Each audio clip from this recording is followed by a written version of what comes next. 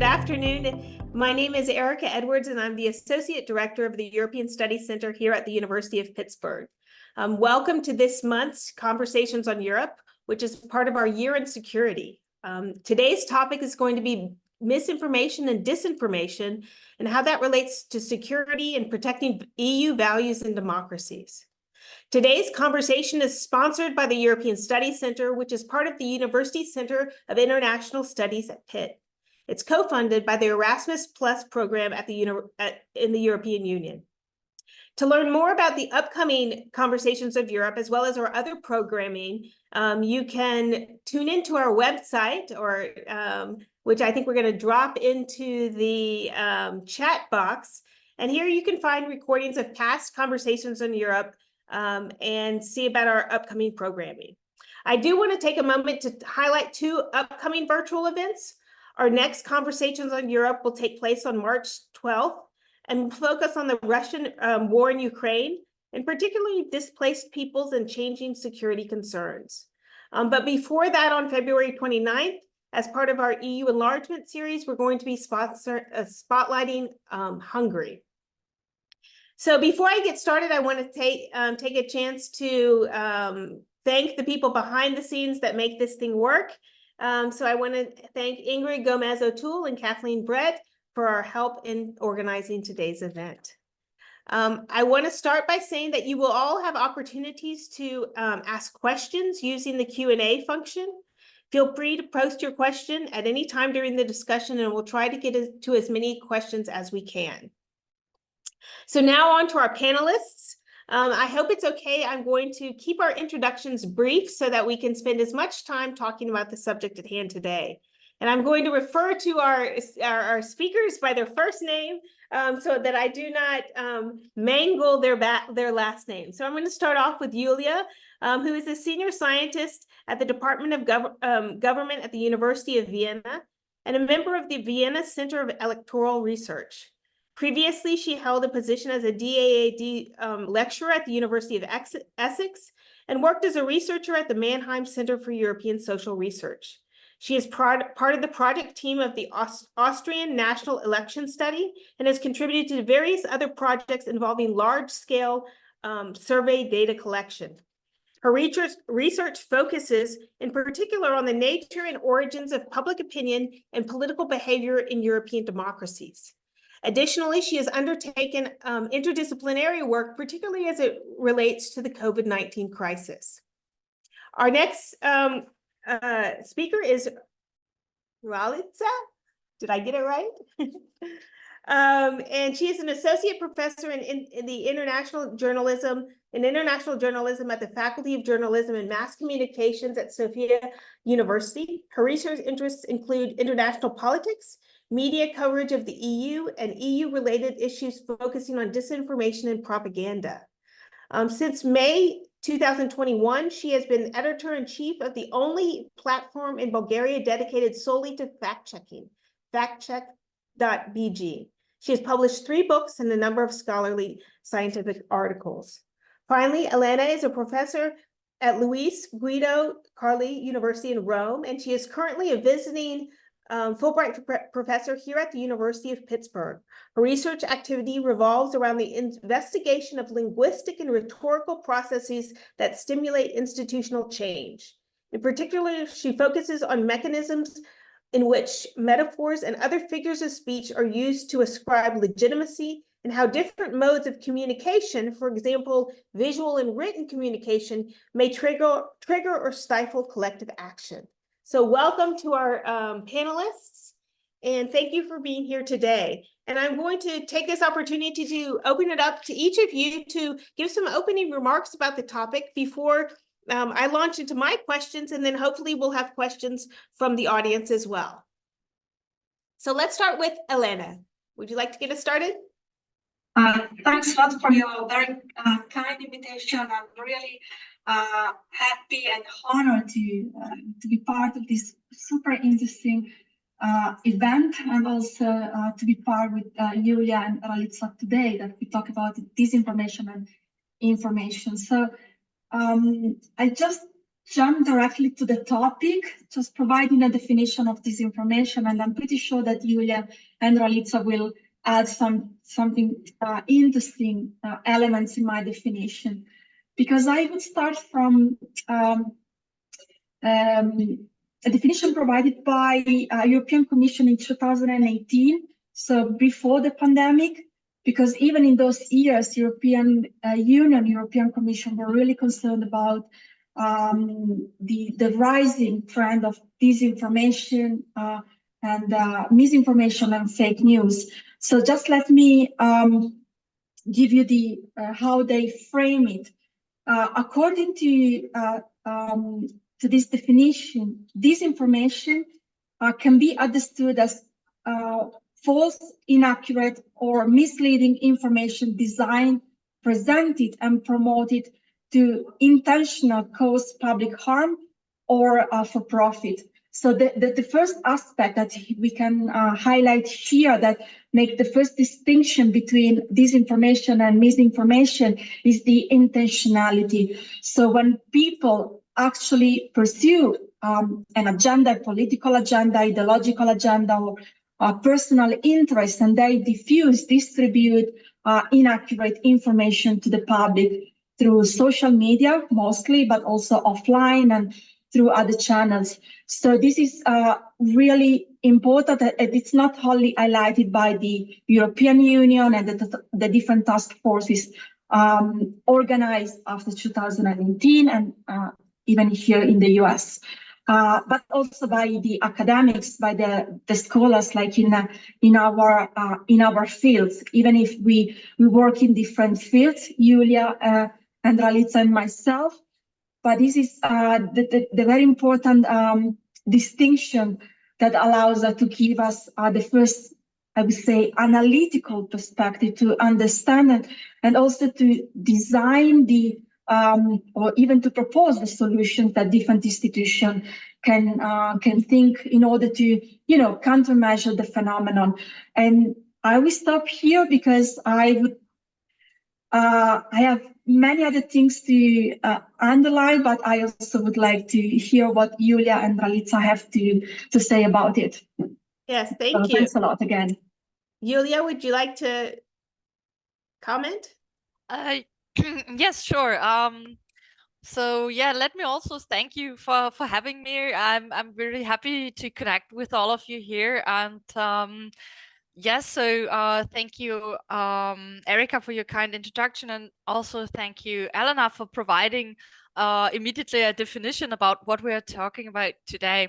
I maybe as a sort of initial statement will tell you a little bit about where I have been coming from and what my angle is on the topic and how it connects to my individual research that I have been conducting. And so that just to give you the general perspective that I have on this topic. So my research has been on the dynamics of public opinion. So this has been my general research interest. And I'm here at the Vienna Center of Electoral Research, and we're usually interested in the dynamics of election campaigns, and that has been our main focus. And in 2019, we conducted a study in the context of the European election. And we were so at the time, and Elena mentioned this as well, the European Commission worried already quite a bit about disinformation campaigns, and also in the upcoming in the election, it didn't really influence the election, so there was not much evidence of this.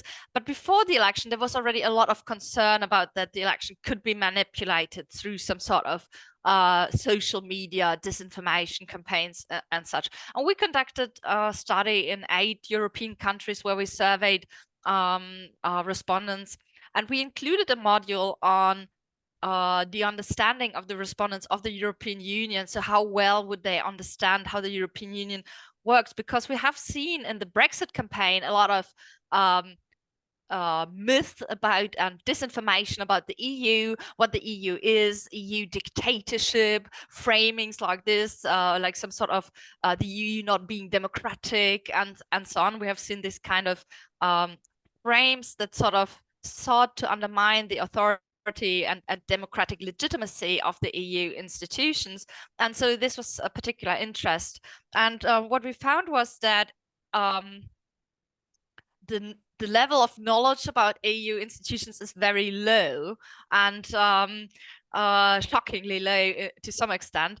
And what we also found was that those people who were the most misinformed about the EU, so who knew the least about the EU, but they thought they would know a lot about the EU, they were the most likely to show a preference to exit the EU. So and this was a finding that we then published in a paper. So we thought this was quite concerning in the sense that those people who want to get out of the EU, they really know the least about the EU. And so I think this example already demonstrates how misinformation or misinformed citizens can lead to, let's say, suboptimal decision making and collective decision, and can really undermine the idea of having some sort of democratic structure in Europe. Yeah. So, and that was sort of where this kicked off. And then we looked into further aspects, like who were these misinformed voters and what kind of media were they using and where did this misinformation come from? And we worked further on that. And maybe I can say a few things later about that. Yes, definitely. And maybe then just one more thing, then this was the EU election, and then we had 3 years of COVID, and during that time we studied a lot of disinformation and misinformation as well, like the dynamics with myths about the origin of COVID-19 and so on. And we also looked into the relationship with media use and online use, and this was another topic. And we have a new paper that we are just about to finish and hopefully submit end of this month. And yeah, so this theme sort of continued, and now we have a new election once again this year. Right. And so the topic is back on the agenda. Excellent, thank you. And finally, yes, would you like to add to the conversation? You don't want to say my name again, Erika. No, I'm really struggling. I'm struggling. I apologize so much. No problem. It's Ralitsa. Ralitsa. Yes, you're great. Thank you. Thank you for having me here. It's nice to be in this nice ladies' company fighting disinformation. Yes. I totally agree with Julia about how she said in terms of knowledge about the European Union, European institutions, and the public sentiments about it. I started working as a journalist on EU issues almost 15 years ago. Then the term disinformation was totally forgotten. We decided that disinformation and propaganda ended with the end of the Cold War. But I remembered that these frames Julia talked about, these misleading messages about the European Union, they have always been here.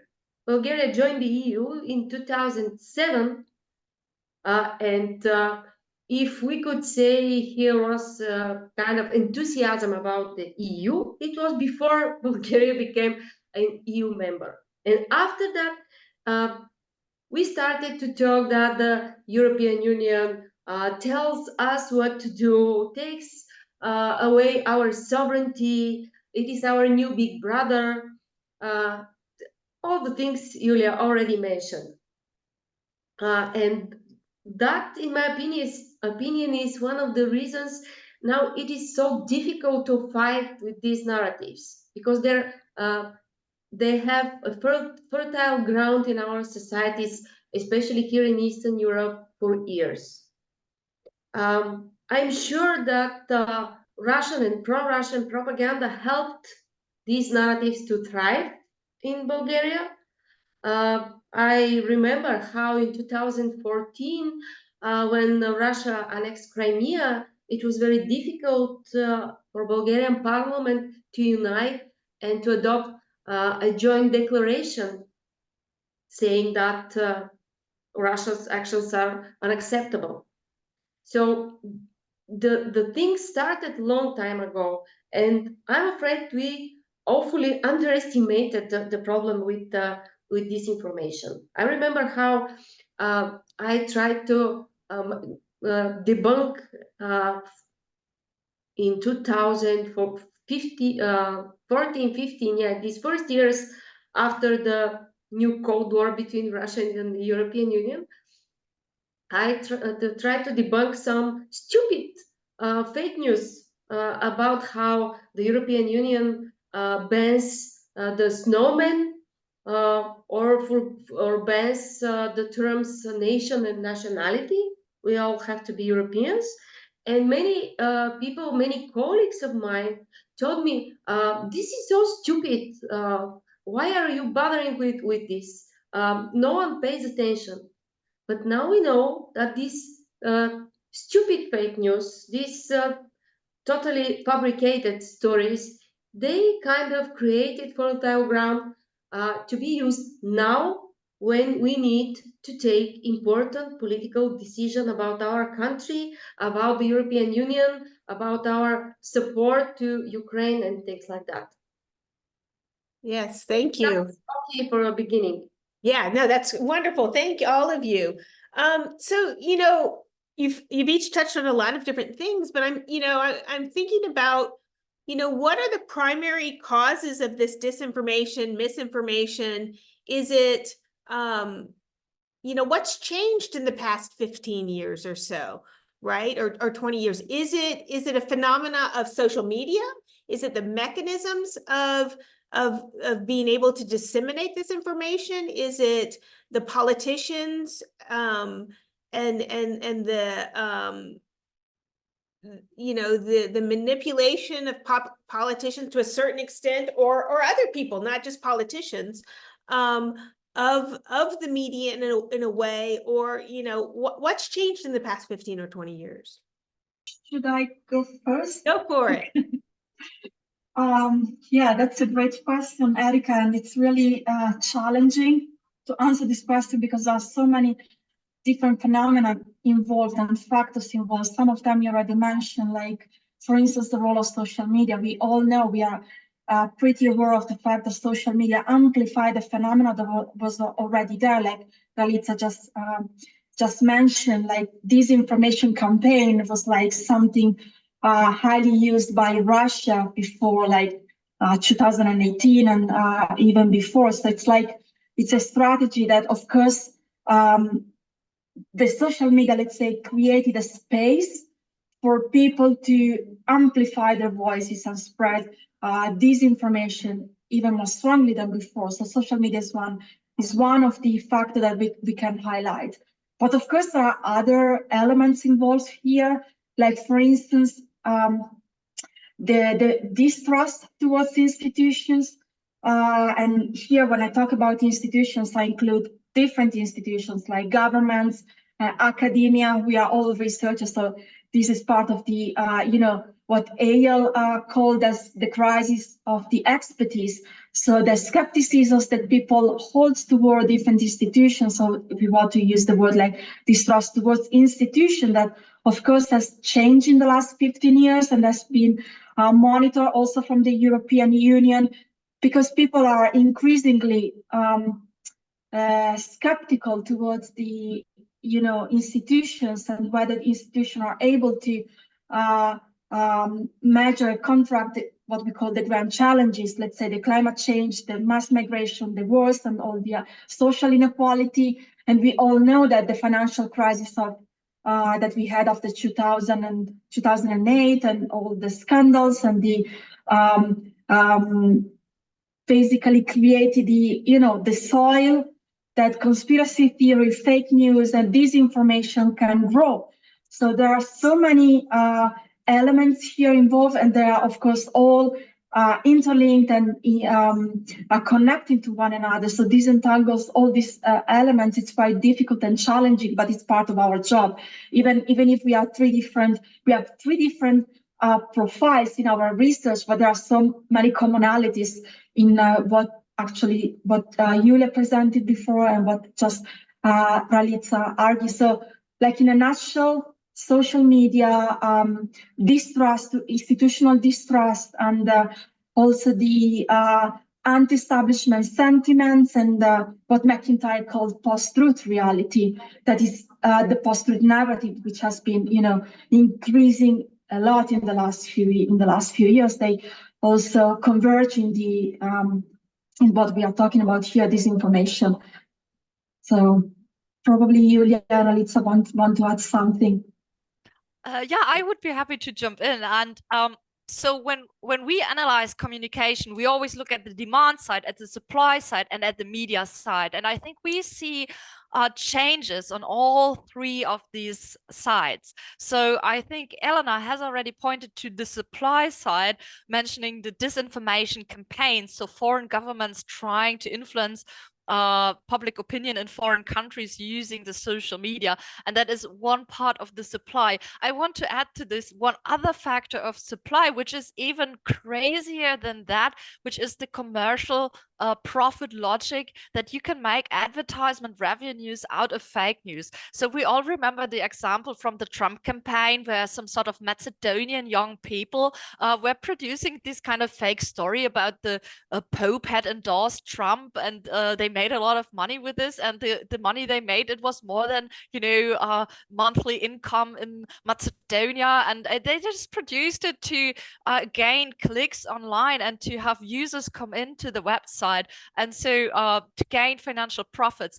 We also know from the Brexit situation, Cambridge Analytica was a company offering digital services to manipulate public opinion in favor of customers who would pay for these kind of services, where they would launch some sort of bots online that will amplify your messages that the campaign wants to send. And you can contract companies nowadays offering these services. So and I would say this is the supply side, some sort of political supply side, but also a certain economy that has built around it.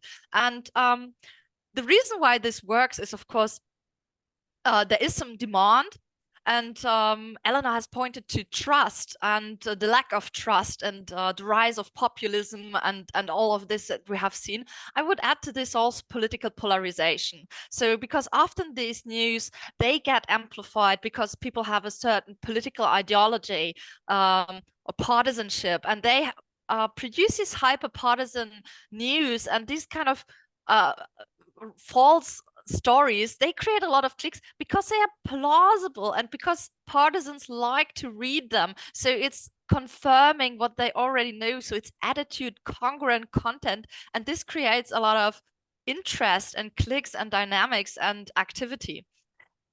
And as a final point, I will add to the media side, and I think Elena has mentioned it as well. Social media is an unregulated, wild territory. So we have a lack of regulation. So in the past, we talked about gatekeepers. When we talked about media influencers, we talked about how the media, the journalists would be gatekeepers. Now there are no longer any gatekeepers. The gate is open and the zone is getting flooded with shit, literally. So and so, you know, the floodgates are open, and we see little regulation to no regulation to have this stream of misleading, false information being contained and sorted in some way.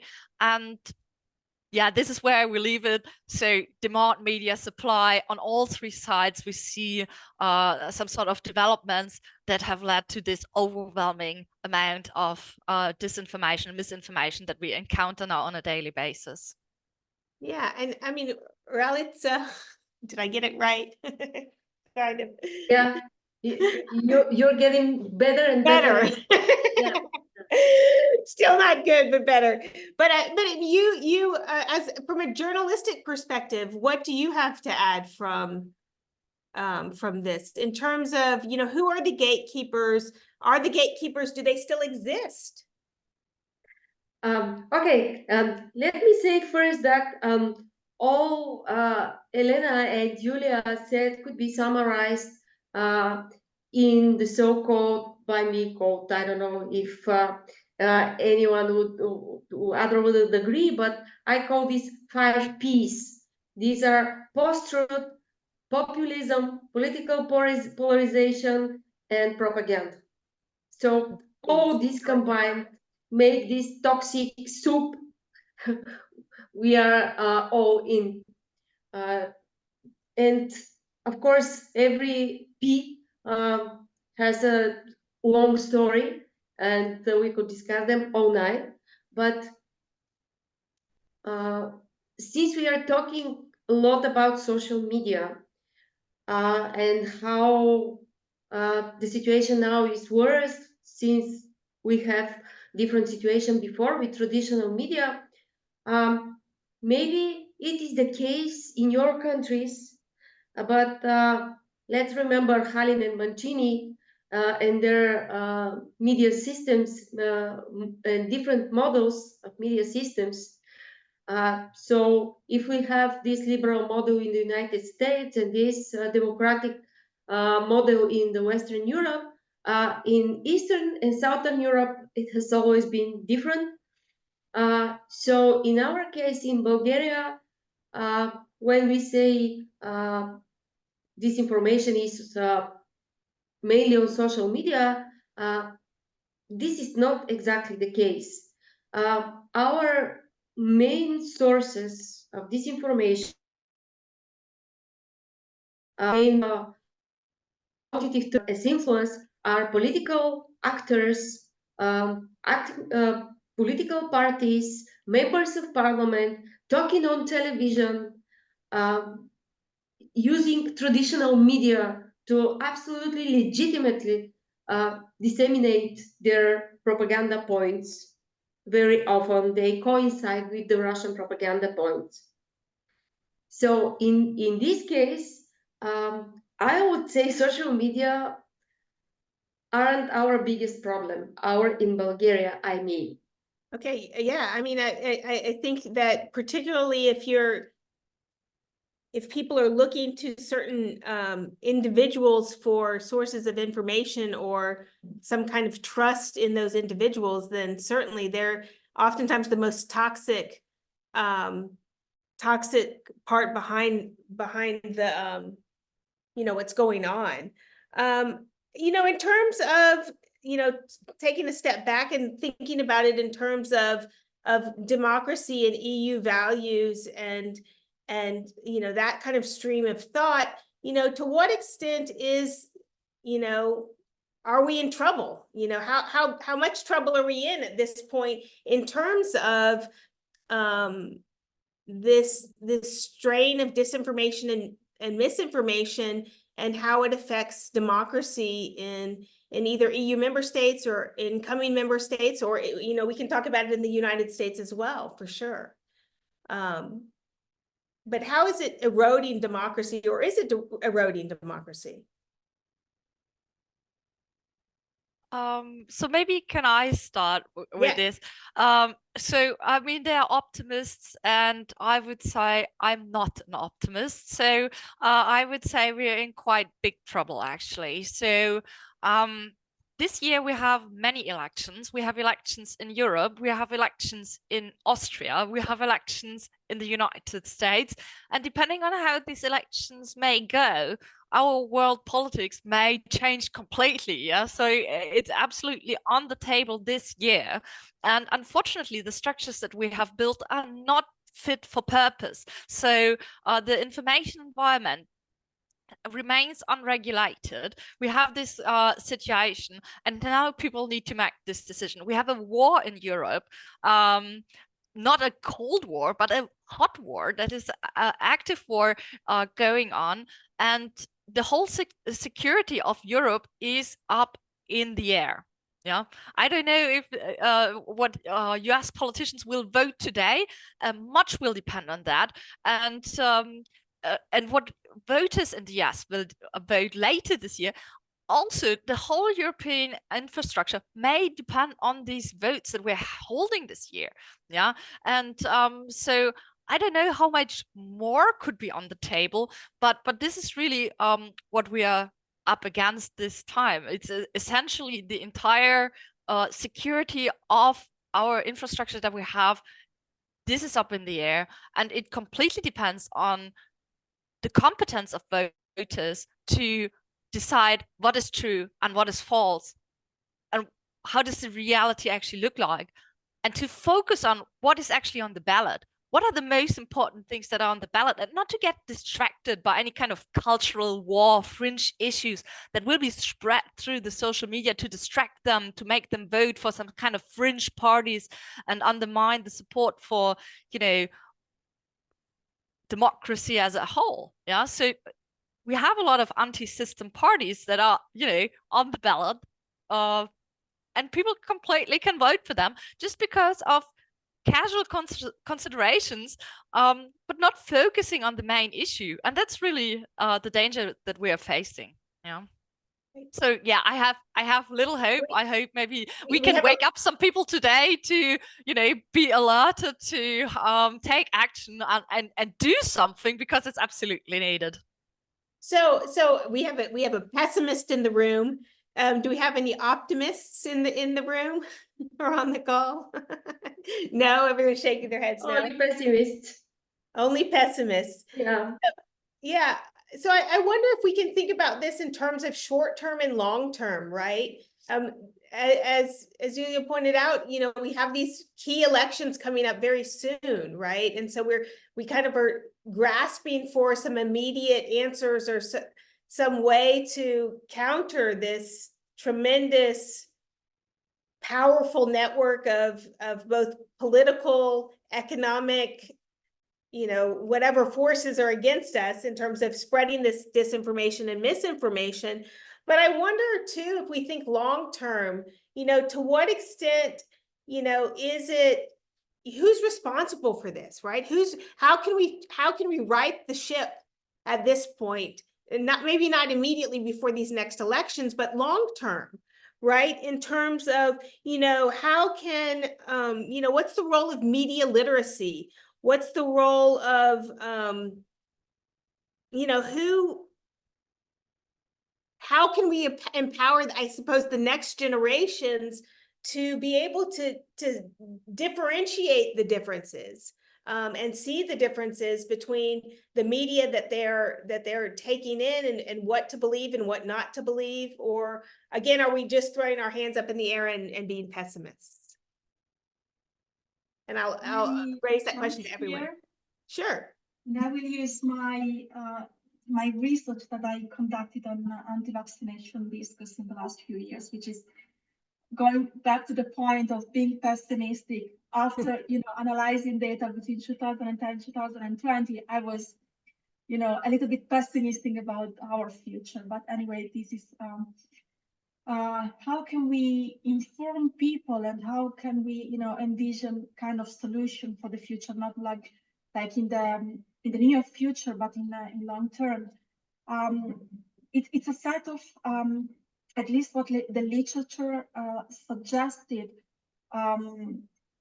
There's not only one intervention, it's a set of intervention that I have to be coordinated in order to increase what you call media literacy, or, you know, literacy in terms of for instance, scientific literacy, because I'm more familiar with, you know, science denialism, but of course, when we talk about disinformation and science denialism are pretty the same. So it's like inform people and give the people the tools, the knowledge in order to interpret what is a fact, what is the evidence, and how, for instance, science and in general, like information and media function, they work. So, but beyond media literacy, scientific literacy, and there are all, like, let's say, measures that European Union has already implemented in the last years, and other measures that we can think of. It's like inoculation theory. It's another instrument used for, you know, making people understand what it's like, how science works. So give them again the tools to understand the scientific process. So inoculate people against disinformation, misinformation, and denialism. So that's why it's called inoculation theory, because it's a kind of vaccine. When people are well aware, or they know about the what is disinformation, misinformation, or fake news, conspiracy theories, they are inoculated. Basically, they build a kind of defense mechanism in order to be less vulnerable to I don't know, anti-establishment sentiments, populism, and whatever. But also, a few days ago, I was reading the recent book published by McIntyre this summer on disinformation, and he mentioned the fact that we need to repeat the truth. Basically, it's a kind of slogan. It's a slogan that he used from another scholar. I don't remember the name. I'm sorry for that. But basically, just keeping repeating the truth. So, in order to make people again less vulnerable to, or maybe more knowledgeable about what we consider truth and false. So again, there's a kind of orchestration of measures. Otherwise, it's impossible to envision strategies that can be useful in the long future, not only for the in present times. And some of, I mean, I'm thinking about the first that I had in mind, but there are other interventions that can be useful. Did anyone want to add to that? Yeah, I could agree with what Elena said, citing McIntyre, that we should tell the truth again and again. It is something we are trying to do in our website, factcheck.bg. We try to learn from the propagandists, from the best. So our idea is the same, that we even try to use same phrases, same keywords in order to make easier for people to remember the true facts.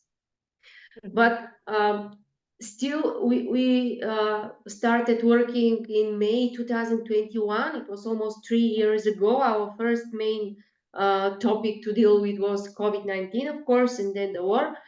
And we still find same disinformation narrative spreading again and again, but by same personalities, including politicians.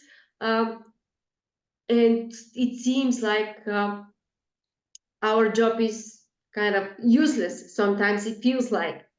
But I don't know if it is related, maybe in kind of indirect way it is related, but the most aggressive populist party in Bulgaria, which came to enter the parliament thanks to COVID-19, it revolted against the lockdowns and other measures. These parties now kind of sliding back, and I dare to think that constantly debunking these parties' false narratives and proclaiming disinformation kind of maybe helped to people to understand that this is only false rhetoric. This is nothing more. But here you are. You have some optimism now. Thank you. So again, Julia, did you have something to add? Sorry. Yeah, maybe just a few points. So I have looked into this literature on pre-bunking and debunking and so on, and it seems to me that debunking is sort of at its limit, because the production of misinformation is so huge that it's very hard to debunk it. And then usually the people who consume this misinformation, they don't even consume the correct information. Yeah, so the fact checks are usually consumed by people who are actually interested in the truth. But the demand supply logic that I outlined is that people actually often even don't want to hear the truth. They want to hear some narrative that confirms that what they want to believe to begin with. And even if you give them the facts and you set the facts straight, they forget about them, or they just don't want to hear them, or for a short while they will remember that, but after a short while they will just jump back to what they had already been believing and what had been the underlying cause of why they were consuming this misinformation. So with the debunking approach, I think we really have a problem.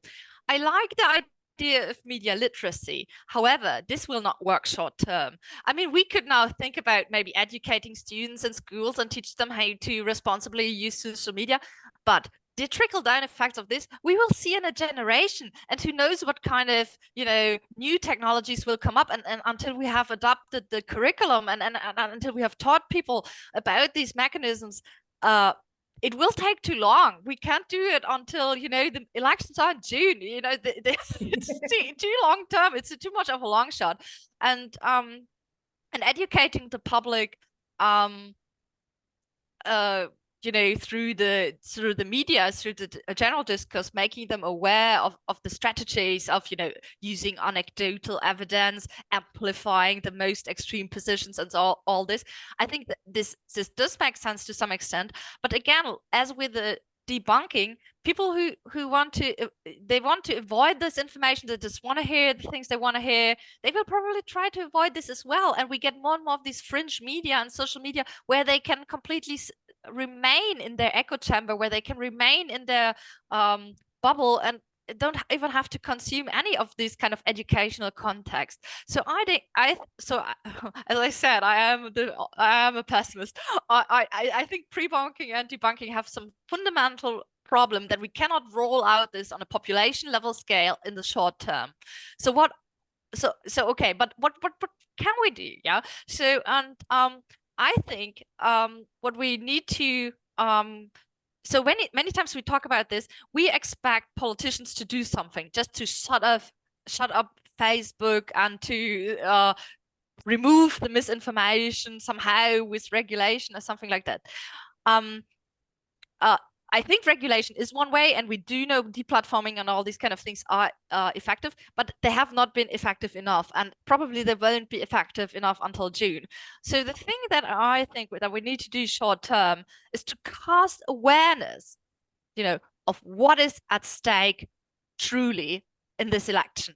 And every single person needs to ask them this question: do I want to live in a free and liberal democracy, or do I want to live in some sort of authoritarian nightmare, like we see it already existing in some other countries? So, and this is the question that you need to ask yourself, and this is what is at stake, and every single person needs to ask him or herself this question.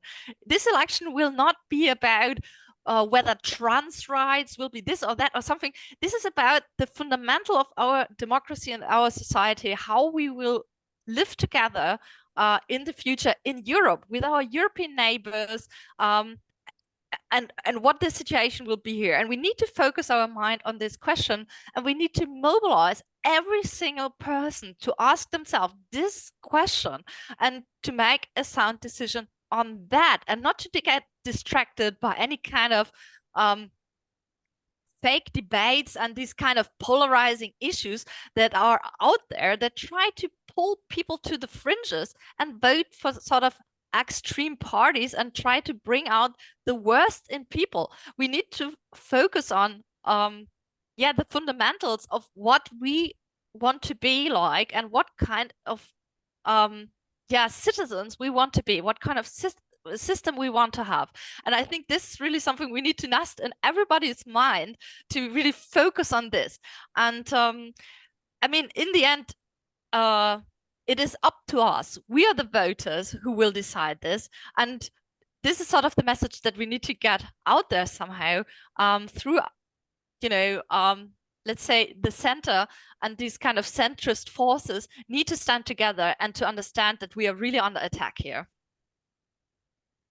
Can I add something, Erika? Yes, please. First, about debunking. Of course, I agree that the debunking has its limitations. Every tool and every approach has its limits and cannot solve the problem alone. But that was my position a few years ago. But especially when COVID-19 came, and I said, okay, I think that fact-checking should not be done this way. I think debunking has its limitations, but something has to be done, and something has to be done now. So, I prefer doing something imperfect, but doing something, because otherwise we will be only viewers from the first row to something awful happening around us.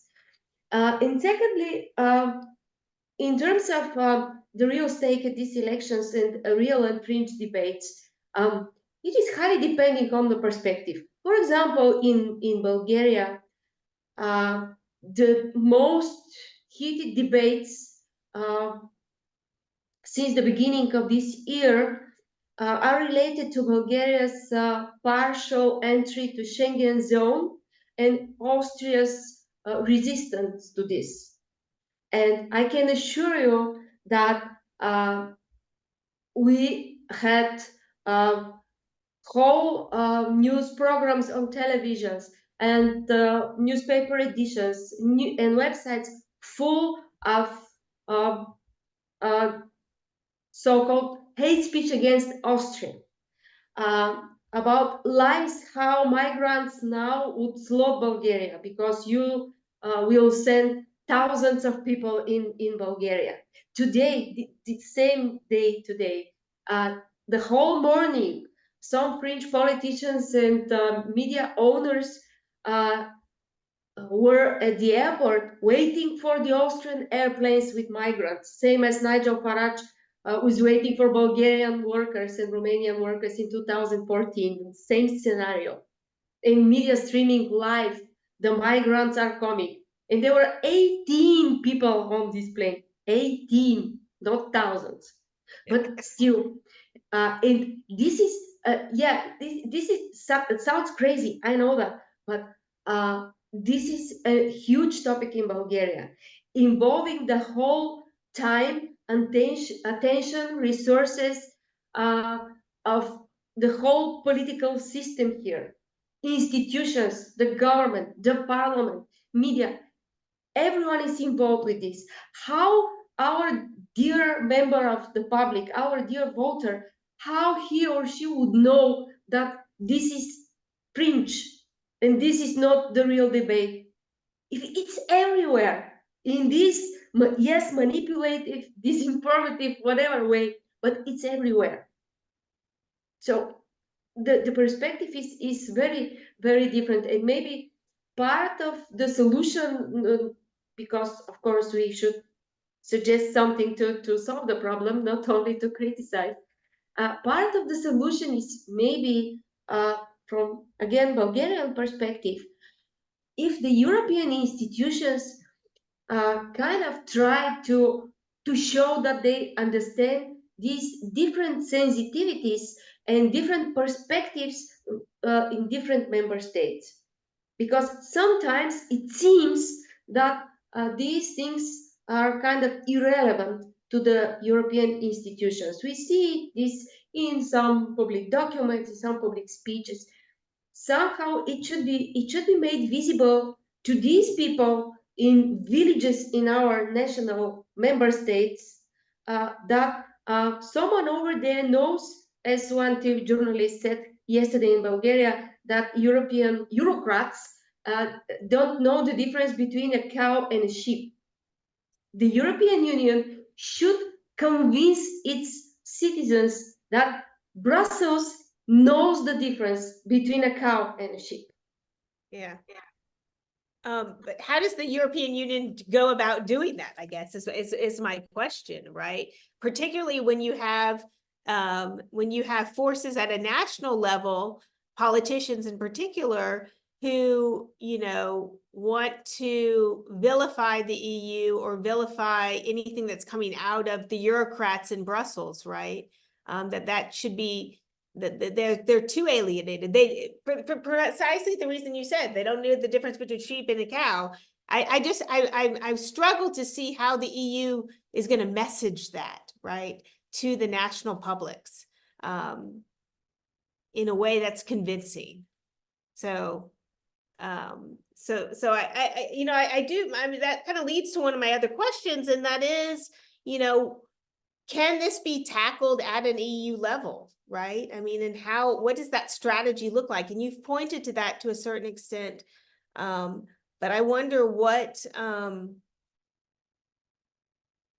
if an EU-wide strategy can be used, or is this something that needs to be approached at national and domestic levels? I may say some things they may match with this, or maybe only partially. So Yeah. the first thing that I wanted to mention is nationalism. So I think the example that Ralitsa gave us showed us how these nationalist politics can really be very toxic and saw a lot of disagreement in between the European countries. Yeah, these kind of divisive issues like migration and so on, they have caused so much debate, and they, as you say, they it almost seems as if there is nothing else to debate. It's like we're debating this all the time, and that's really a problem if we always focus on the things that divide us. And what I say is that we need to focus more on what unites us and where we can work together, and why it may be useful to work together, even on divisive issues like migration, where we may have different positions and we have pluralistic opinions in our countries, and different people view different things with different interests. So we always need to find those spots where we have a common interest, and oftentimes this is much bigger than actually what divides us. On most topics, we would agree. We want to have some sort of European Union where we allow for some migration, but maybe not illegal migration. We want to have some sort of efficient border controls, and maybe it would be more efficient to have the controls in Bulgaria rather than have it, on this long border within the European Union. And I think many people would actually agree on that if we would have some sort of rational discourse about it. But usually we don't. Usually we get into some sort of divisive mode, like we want to draw up our drawbridge, and we cannot even talk about it. Just no migrants, not at all, and we're really stuck in this. And what I would suggest, let's not get stuck in this. Let's try to work out some solution, how we can find some consensus and get out of this kind of gridlock, and focus on like the really important stuff and the benefits that we can have if we work together and cooperate. And I think this conflict that we have now with Russia, it really shows that it's necessary for the European countries to work together. We cannot have every country do their independent defense and their independent policies. We need to have some sort of collaboration across the countries and some sort of general strategy how we address these large challenges that we as a European group of countries are facing today. And we really need to stop sort of trying to divide us along those lines, and try to work through this conflict somehow. And I'm very sure a solution will be found. And I'm pretty sure once there's no election here, probably it will also be easier then to change the positions and be more open. And these kind of campaign rhetorics are really toxic and really should not divide us so much. Yeah, we should really try to focus on a common European spirit and the things that we as Europeans believe are important to us. Yeah, and every individual should do that. Yeah, I think it's not up to Brussels to do that. I think this needs some sort of bottom-up spirit. If the Europeans do not stand up for Europe, then there cannot be a united Europe. It needs to be, the people need to want it. If we have a democracy without democrats, our institutions will, crumble, and we will end up in some sort of authoritarian arrangement. In a democratic system, every single voice counts, the small voices count, and every single person needs to see, what can I do today to create more European spirit and to live up to the best that we can be. Okay, well, I have another question, though. It's kind of moving us along, not to a completely different line, but, we kind of touched upon, we don't know, it's hard to combat this because we don't know what the strategies are going to be in 5, 6, 7 months from now, right? Or the technologies that are going to be available. And so this brings me to the question of AI, right? And can technology and artificial intelligence play, what role does it play in detecting and mitigating the impact of disinformation and misinformation, or is it just one more thing that we have to combat, right? Can it be used for good? This is a big discussion in academia right now, at least in the United States, is, AI is here to stay. How are we going to effectively, again, provide that literacy for students to use it in an effective and useful manner? Or is it, are we going to throw up our hands and say, it's here to stay and we have nothing to do to combat it? So any thoughts about AI? Okay, let me start this time. Yes. I think every technical tool, every technical achievement could be used in a bad way and in a good way. So it depends on us, on our intent, and the same way as media and media tools and techniques are used now to produce disinformation and to fight disinformation. Same way, could be used to mislead people and to lie people and to discover in an easier way the lies and untrue information. So it works both ways.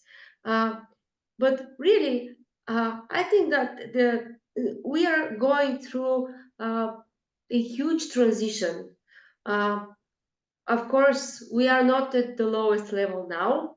We have to still to still go down in this rabbit hole that we are all going now, and fighting disinformation and fighting for our democracy and our democratic values will be a long process. Maybe we have to lose something in order to know that we value this something. I'm sorry, but I'm not, maybe because I've been a journalist for almost 30 years now.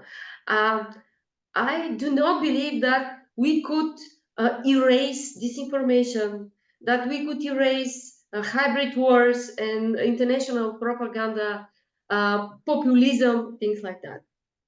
I think that we should adapt to live under these new circumstances, but this takes time. So it is like the human evolution. Our brains, our reasoning had to learn how to adapt with these changing circumstances, and now we know that our brain hasn't been so much different than our brain I don't know 1,000 years ago.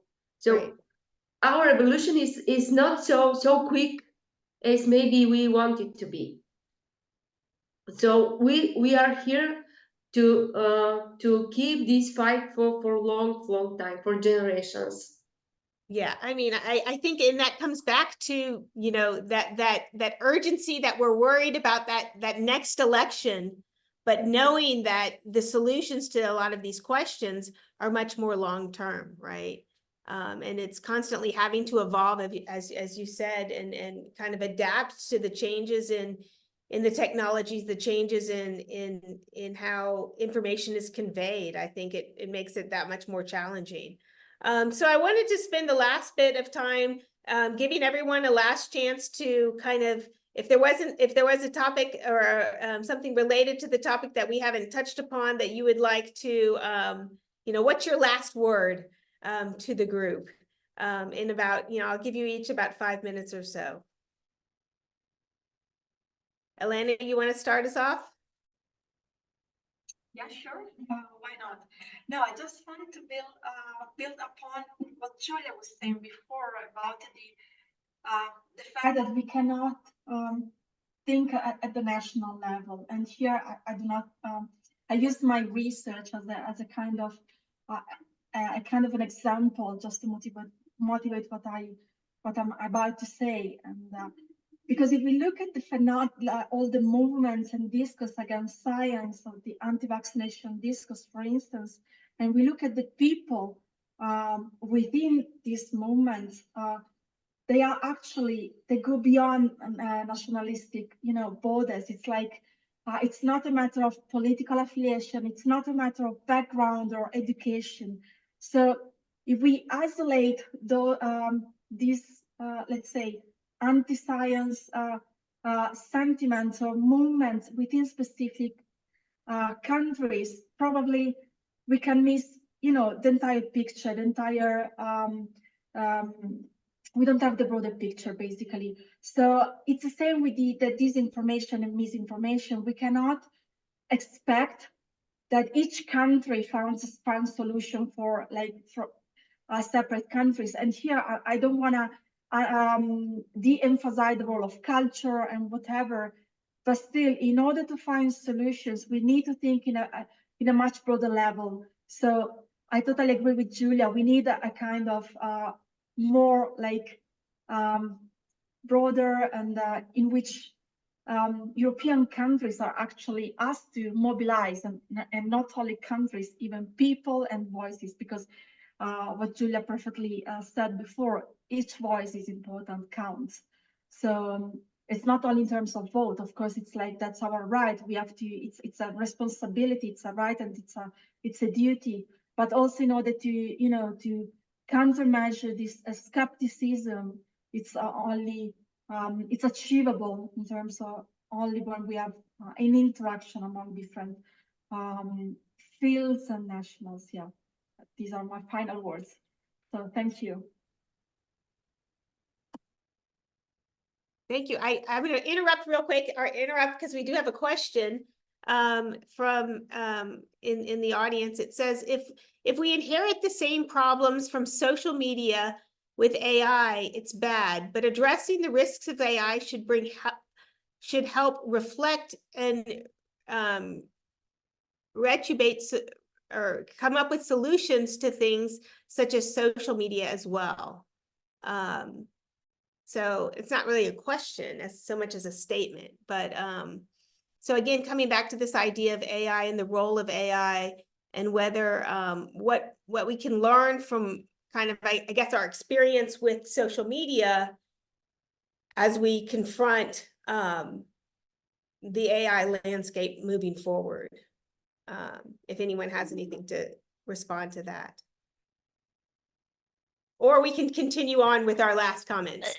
So maybe I try to respond to this in some way, at least with saying something on AI, and then I will also give you my broader concluding words. So let me maybe start with the AI part.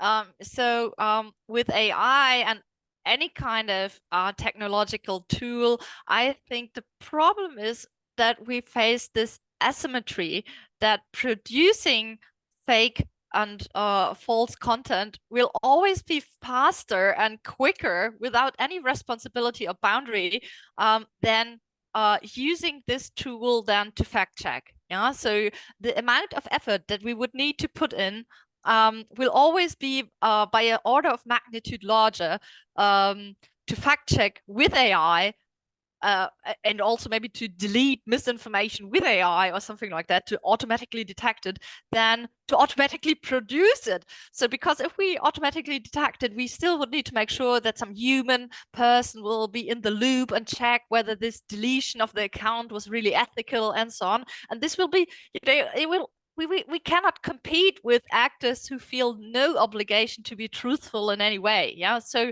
even if we can leverage those tools and fact check, for example, like this Google search to check pictures has been very valuable to identify fabricated pictures, for example, and we are already doing that. But there is this fundamental Brandolini's law: we cannot compete with the growth in bullshit, even if we leverage those tools. So we absolutely need to leverage them, but even then we are in this competition that we cannot win. We cannot, I really liked how Ralitsa said, we cannot erase fake news, and this, it will always be there, and it will always be faster than we can possibly be.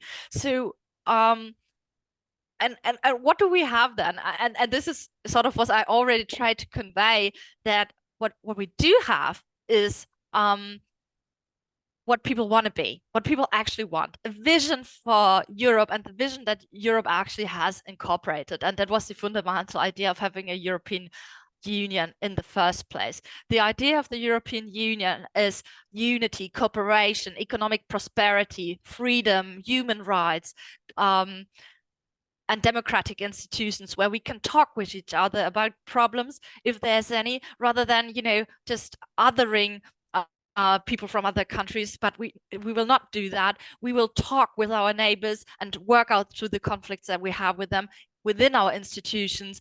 And we need to be proud of that we have this kind of international collaboration in Europe. So, and my fundamental vision is that we need to have this passion for Europe. People need to understand what is the dream, what is the vision of Europe. And this is the counter narrative that we need to repeat again and again, to counter the nationalistic narrative that will only lead to destruction, to lack of prosperity, to conflict, and the end of democracy in the end. So, and we need to make this very clear again and again. And this is what then the election will be about. This is what people will feel, the European spirit of working together jointly for joint security, for joint prosperity. And yeah, I think we need more passion. So that's my final word. Okay. And our last word goes to the journalist and fact checker. Thank you. I totally agree that we need more passion, not only when we talk about Europe, but in general, while discussing the most important political issues. Because, in 2017, we had preliminary elections here in Bulgaria, and I made a research about political claims devoted to Bulgarian foreign policy.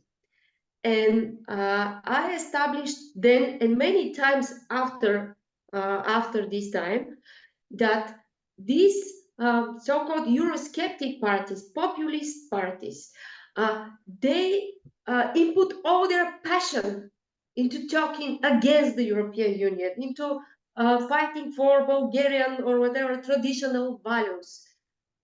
But the pro-European parties, they sound like bureaucrats, like totally indifferent people with a total lack of passion and involvement, saying something like, Bulgaria is a loyal partner and loyal member of the European Union.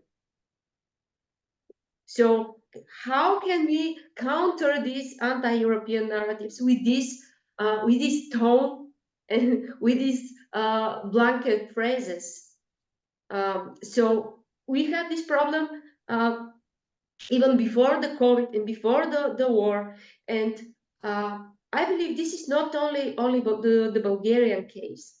I believe in many European countries, and also at the European level, in the European institutions, this kind of cold and distant tone should be changed. And this is the way to get closer to the people. As I said, we should learn from the best, from the propagandists. Use the same language, colorful and passion, not lies, of course. We should use correct facts, but learn from them how to engage the public.